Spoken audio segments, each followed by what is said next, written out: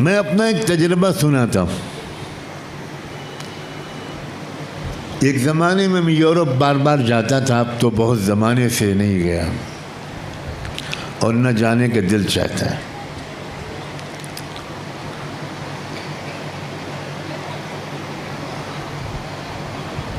برطانیہ انگلینڈ کے ایک سفر میں میرے دل میں یہ خواہش پیدا ہوئی کہ میں برٹن کا ایجوکیشنل سسٹم کو گہرائی سے سمجھوں، کہ مجھے تھوڑی دلچسپی ہے ایجوکیشن کے معاملے سے، تعلیم کے معاملے سے.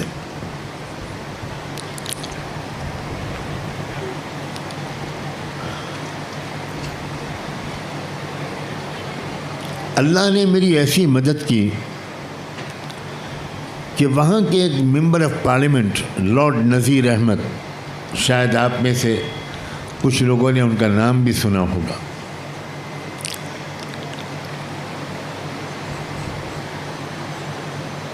انہوں نے مجھے اپنے گھر پہ بلایا. بہت اچھی گفتگو ان سے رہی اور ایجوکیشن کا موضوع چھڑ گیا.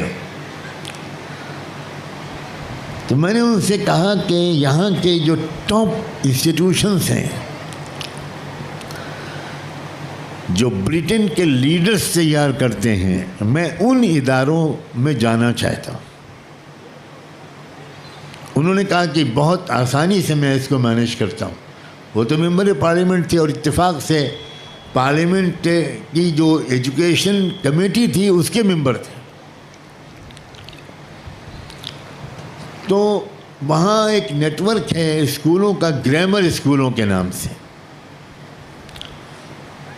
انہوں نے کہا کہ سب سے زیادہ یہاں کے leaders, prime ministers, members of parliament, senior policy makers, وہ گرامر اسکول میں ہی پڑھ کر نکلتے ہیں.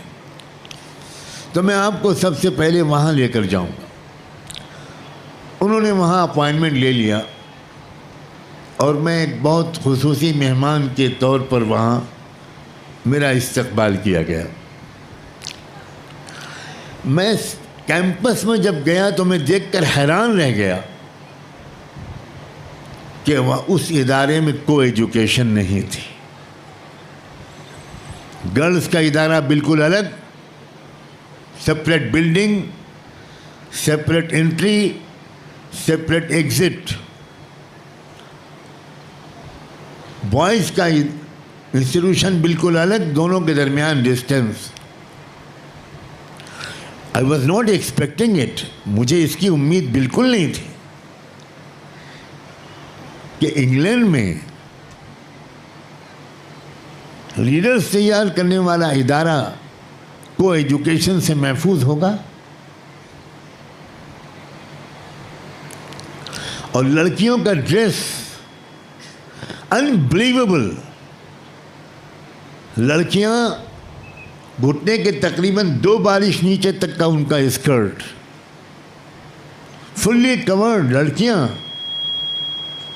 یہ کیا بھائی؟ یہ انگلینڈ میں گرامر اسکول کا لڑکیوں کا یونیفارم ہے. لیڈی ٹیچرز ایسا دور سے دیکھنے میں لگے کہ جیسے یہ برقع پہنے ہوئے، لمبا گاؤن.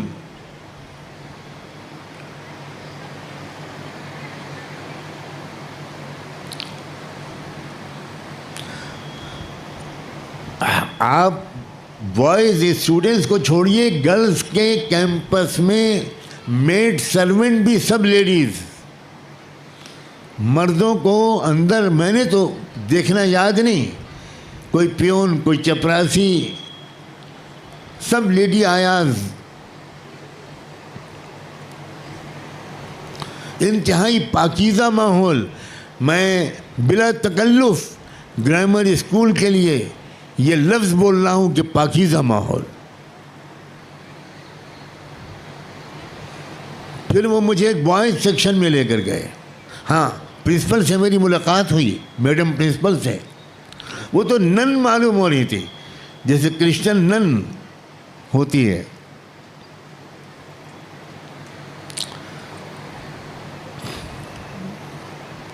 بوائز سیکشن میں لے کر گئے. بوائز سیکشن میں بھی انتہائی مہذب لڑکے, کوئی چھچورا پن نہیں,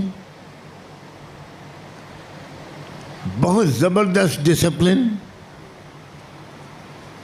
اور اس کے پرنسپل ایسے جیسے چرچ کے فادر ہوں. کافی ڈسکشن رہا ان سے. ان سے میں نے یہ ذکر چھیڑا کہ sir, I was not expecting that won't be any co educational system in your institutions. انہوں نے کہا کہ اس کے پیچھے ڈیپ تھنکنگ ہے ہماری پالیسی میکرز کی. وہ یہ کہ بچے اور بچیوں کے ذہن کو منتشر نہیں ہونے دینا چاہیے, ان کے دامن پر دھبے نہیں لگنے چاہیے, ان کا کیریکٹر مضبوط ہونا چاہیے تاکہ وہ آگے چل کر گریٹ برٹن کو لیڈ کر سکیں, قوم کی قیادت کر سکیں. اگر ان کی توجہ بٹ گئی تو پھر وہ ڈگری لے لیں گے, امتحان پاس کر لیں گے, لیکن وہ قوم کی قیادت نہیں کر سکتے.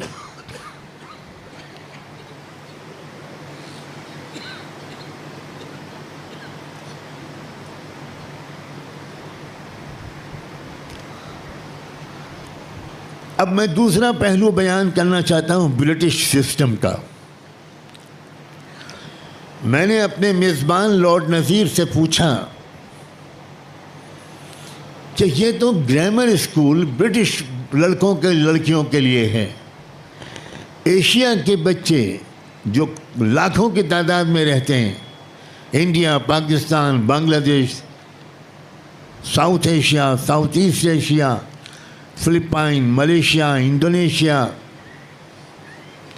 ان ملکوں کے بچے کون سے اسکولوں میں پڑھتے ہیں؟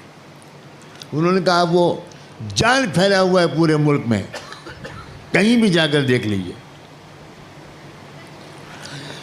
میں یہ بتانا بھول گیا کہ برٹش قانون کے مطابق گرامر اسکول کے 8 کلومیٹر کے ریڈیس کے اندر کوئی بار کھولنے کی اجازت نہیں, کوئی شراب خانہ کھولنے کی اجازت نہیں, کوئی کلب کھولنے کی اجازت نہیں, کوئی پف کھولنے کی اجازت نہیں. بالکل صاف ستھرا ماحول, تاکہ بچے اور بچیاں اسکول آتے جاتے کہیں وہ بار میں نہ چلے جائیں, کہیں وہ کلب میں نہ چلے جائیں. نگرانی میں ان بچوں کو لایا جاتا ہے, نگرانی میں ان بچوں کو پہنچایا جاتا ہے.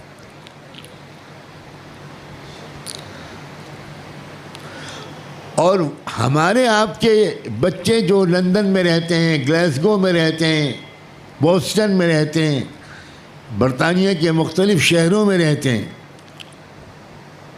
ان کے اسکولوں کا اتنا گندا حال ہے کہ بیان نہیں کیا جا سکتا. وہاں کوئی پابندی نہیں, وہاں سب میں کو ایجوکیشن ہے. ایک بلکہ کو ایجوکیشن سے آگے بڑھ کر ایک ڈیسک پر ایک لڑکا بیٹھتا ہے, ایک لڑکی بیٹھتی ہے. حد یہ ہے کہ ہاسٹلز کے اندر باتھ روم بھی لڑکوں اور لڑکیوں کے ایک ساتھ ہیں. پوری کوشش ہے کہ ان ملکوں کے لڑکیاں اور لڑکیاں پڑھ نہ پائیں, آگے بڑھ نہ پائیں. چنانچہ اگر آپ انگلینڈ کے دورے پر گئے ہوں یا یورپ کے اور ملکوں میں آپ نے دیکھا ہو تو بڑی مشکل سے ہمارے بچے اور بچیاں ہائی اسکول تک پہنچتے ہیں, 10th اسٹینڈرڈ تک. اس کی وجہ یہ ہے کہ 10th اسٹینڈرڈ تک پہنچے بغیر, اس کو پاس کیے بغیر وہاں کسی کو پاسپورٹ نہیں مل سکتا, نیشنل آئیڈینٹی کارڈ نہیں مل سکتا. تو وہ تو کرنا ہی پڑتا ہے.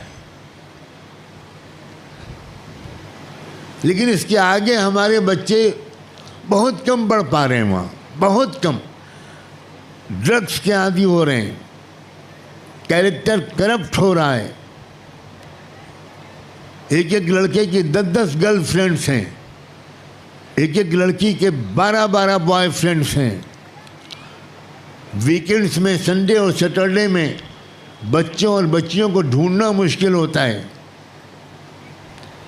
کبھی کبھی میں نے اپنی آنکھوں سے دیکھا ہے کہ شراب کے نشے میں دھت کوئی لڑکا سڑک کے کنارے پڑا ہوا ہے سیٹرڈے نائٹ میں۔ آپ ذرا سوچئے قوموں کو کیسے آگے بڑھایا جاتا ہے، نوجوانوں کی کن نزاکتوں پر نظر رکھنی پڑتی ہے۔ سائیکالوجی کے علم میں دنیا میں سب سے آگے جرمنی ہے۔ یہاں اگر سائیکالوجی کے پروفیسرز اساتذہ موجود ہوں تو وہ آسانی سے میری بات سمجھ سکتے ہیں۔ دنیا کے تمام بڑے سائیکالوجسٹ نے اپنی تحقیق کے ذریعے اس بات کو لکھا ہے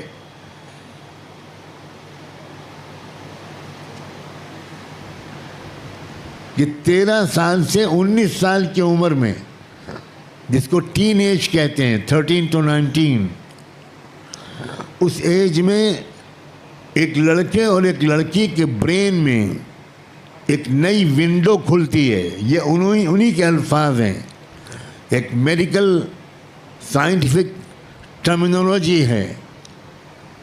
ایک ونڈو کھلتی ہے جس کو کہتے ہیں لو ونڈو، جس میں ہر بچے کی خواہش ہوتی ہے، ہر لڑکے کے دل میں ایک ارمان آنا شروع ہوتے کہ کوئی میری ہو اور میں کسی کا ہوں۔ ہر لڑکی کے دل میں یہ خواہش ہوتی ہے، شروع ہوتی ہے، پیدا ہوتی ہے کہ کوئی میرا ہو اور میں اس کی بنوں۔ یہ ایک نیچرل فینومینا ہے۔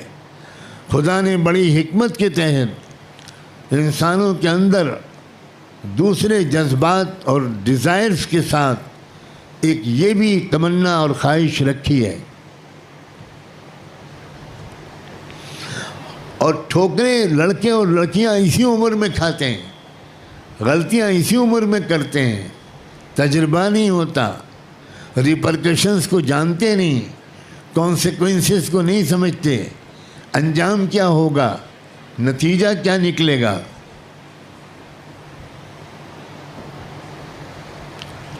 اور یہ میں بہت پرانی بات کہہ رہا ہوں، جب موبائل اس قدر عام نہیں ہوا ہوگا شاید۔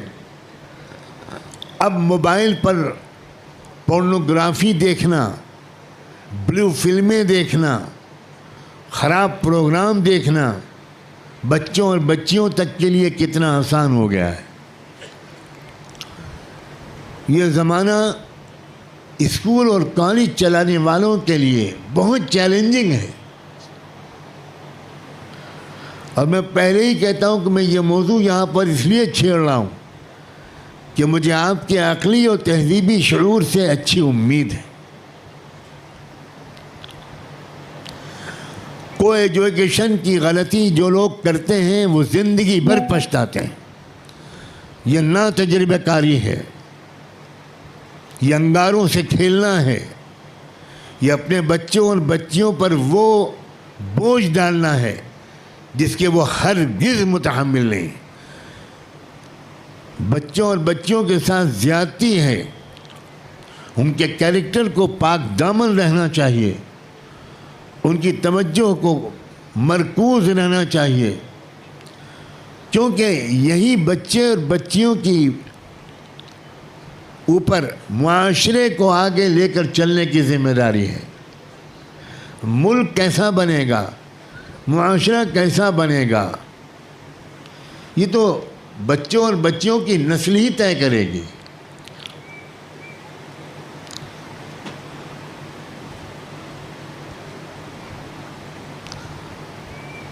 ایک آئیڈیل ایجوکیشنل سسٹم کی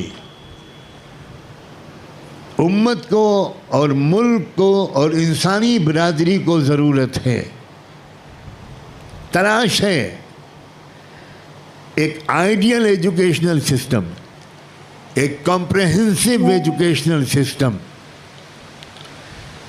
جس میں اخلاقی قدریں بھی ہوں اور سائنٹیفک ٹیمپرامنٹ بھی ہو، سائنٹیفک ایجوکیشن بھی ہو۔ میں اکثر کہا کرتا ہوں، اور آج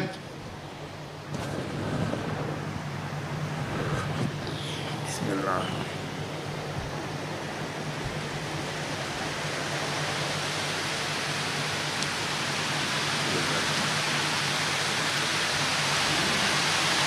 انسانیت کے شفیق پروردگار نے 2 کتابیں لکھ کر ہم کو اور آپ کو دی ہیں۔ 2 کتابیں اللہ تعالیٰ کی 2 صفتیں ہیں۔ ایک صفت امر ہے، الا لہ الخلق والامر، دوسری صفت خلق ہے۔ اللہ نے اپنی صفت امر سے جو کتاب لکھی ہے اس کا نام ہے قرآن مجید، اور صفت خلق سے جو کتاب لکھی ہے وہ یہ ہے، یہ پوری کائنات، یہ بھی ایک کتاب ہے۔ سورج اس کتاب کی ایک آیت ہے، چاند اس کتاب کی ایک آیت ہے، ستارے اس کتاب کی آیات ہیں، زمین و آسمان اس کتاب کائنات کی آیات ہیں، پہاڑ، پودے، پیڑ، دریا، ہوائیں، کیڑے مکوڑے، چرندے، پرندے، حیوانات، جمادات، نباتات، یہ کتابیں اللہ تعالیٰ کی اس کتاب کائنات کی آیات ہیں جو اس نے اپنی صفت خلق سے لکھی ہے۔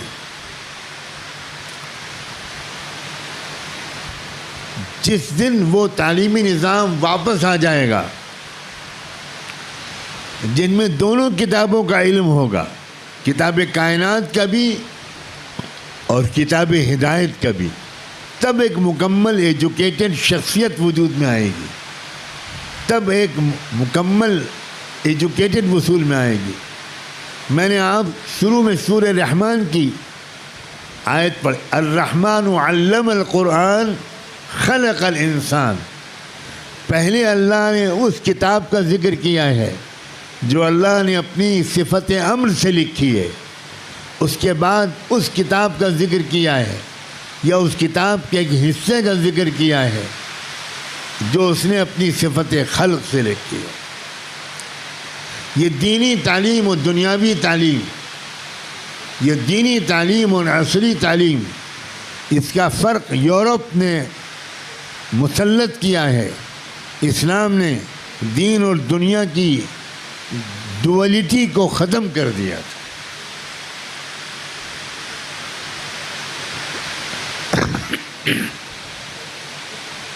آپ کے پاس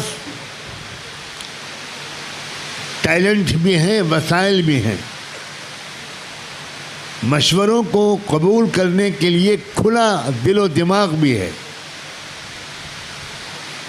اس لیے میں یہ بات آپ سے کہہ رہا ہوں، آپ کوشش کریں